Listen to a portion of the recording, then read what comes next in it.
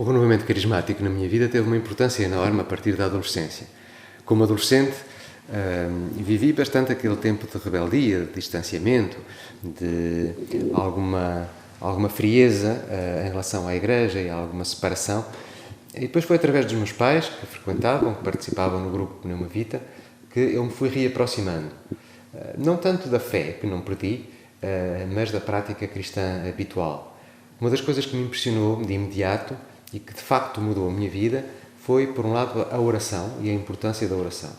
A oração de louvor, a oração de abertura de coração de uma forma realmente pessoal, implicando a vida toda. E isso, no grupo Pneuma Vita, era muito forte.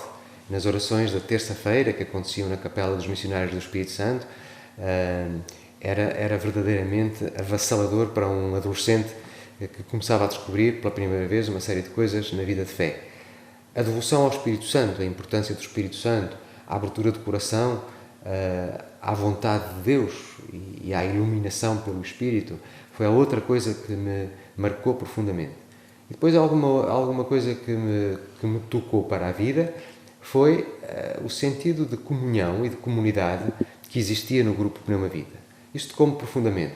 Viver em comunidade cristã, conhecendo os outros, sendo conhecido por eles, sendo acolhido e acolhendo, caminhando como uma família, porque isso é o essencial da Igreja. A partir daí a minha vida foi-se moldando bastante ao sabor da Palavra de Deus e fui-me começando a colocar as questões fundamentais na vida de um adolescente que faz o ensino secundário: o que é que Deus quer de mim, o que é que eu devo ser no futuro, como é que me devo organizar, como é que eu devo direcionar a minha vida. E isso foi crescendo como uma inquietação, como uma busca de discernimento. Fui percebendo que na relação com Deus, menos que tudo é pouco. E que numa relação autêntica de um discípulo, de um cristão com Deus, com o seu Senhor, tudo é o mínimo. Naturalmente que todos nós, cada um tem a sua vocação e nessa vocação específica o Senhor convida a dar tudo.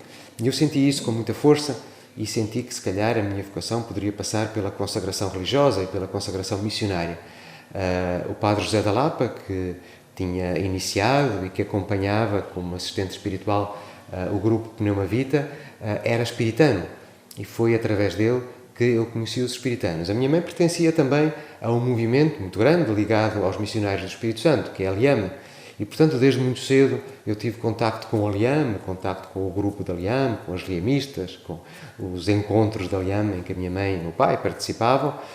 Isso que foi tocando também a minha vida, de tal maneira que a confluência destas diferentes experiências me foi levando aos missionários do Espírito Santo e me foi fazendo perceber que o Senhor me chamava a entregar-lhe a minha vida de uma forma ativa na missão e no anúncio do Reino.